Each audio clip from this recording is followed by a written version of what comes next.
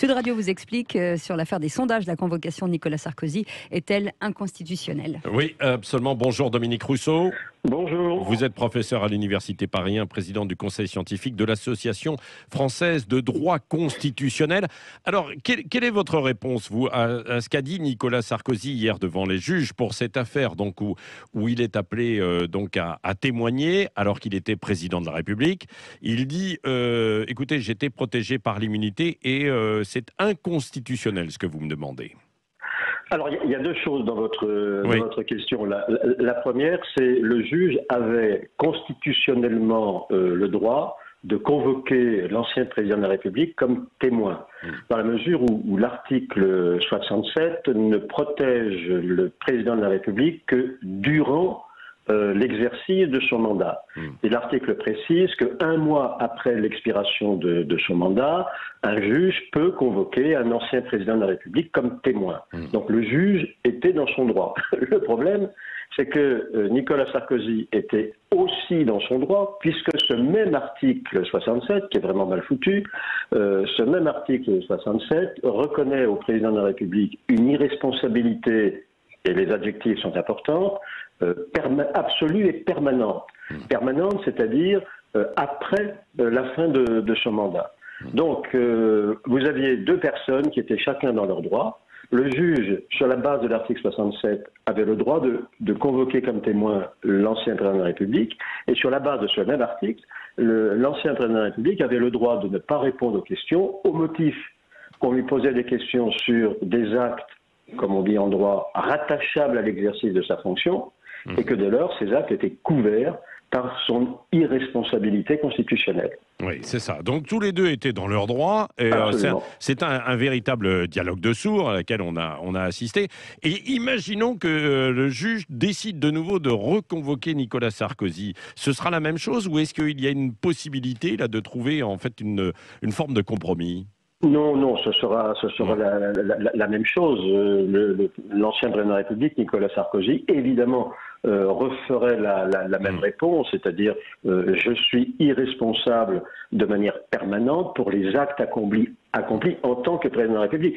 Ça serait différent, par exemple, si il avait provoqué un accident en faisant du ski hors-piste. Alors à ce moment-là, c'est un acte détachable de l'exercice de sa fonction, et là, il serait obligé de parler. Voilà, alors là, on est dans une question d'interprétation, Dominique Rousseau. À partir de quel moment, c'est vrai, le chef de l'État agit en fonction pour ses fonctions, très précisément, ou alors il fait un écart, quoi, et là, on peut le poursuivre par la suite, quoi. Hein. Si vous voulez, la distinction, c'est actes rattachables à l'exercice de ses fonctions et actes qui ne peuvent pas être rattachés à l'exercice de ses fonctions. Alors, il y a un exemple, j'ai pris l'exemple du ski hors-piste parce que l'hiver arrive, mais Nicolas Sarkozy a été confronté à ce même problème lorsqu'il a divorcé.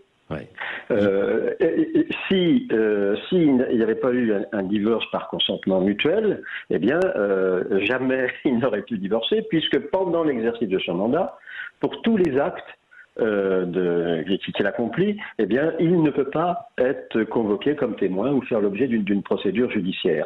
Après l'exercice de son mandat, il faut distinguer les actes rattachables à l'exercice de ses fonctions, ce qui est le cas pour la question des sondages, c'est en tant que président de la République qu'il a commandé ces sondages pour savoir s'il était populaire, si Carla Bruni était populaire, si ceci et cela. Donc c'est en tant que président de la République.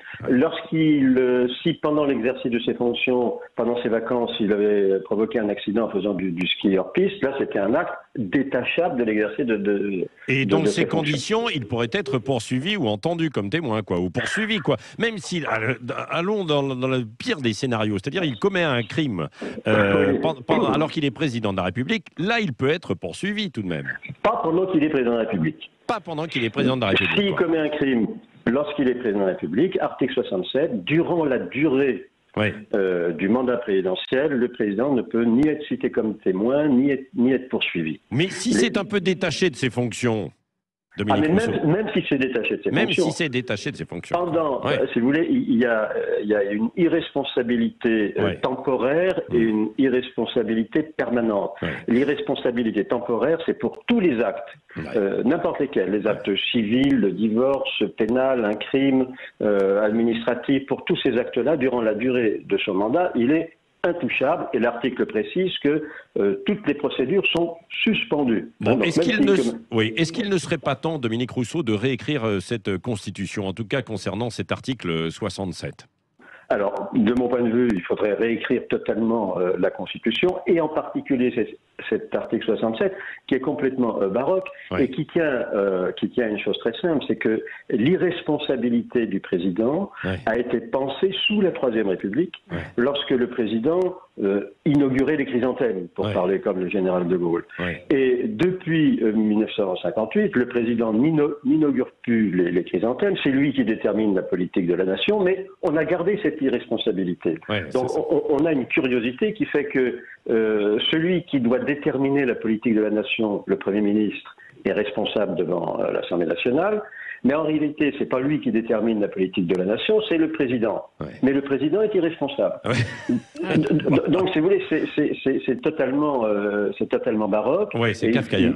Ouais. Ouais. Et il faudrait donc au moins réécrire le régime de la responsabilité du président dans un régime où le président aujourd'hui agit Ouais. et non pas simplement inaugure les chrysanthèmes. Bon, merci beaucoup Dominique Rousseau, hein, Je vous en professeur prie, à merci. l'Université Paris 1, C'est passionnant. président du Conseil scientifique de l'Association française de droit constitutionnel, pour cet éclairage très précis. Ah oui.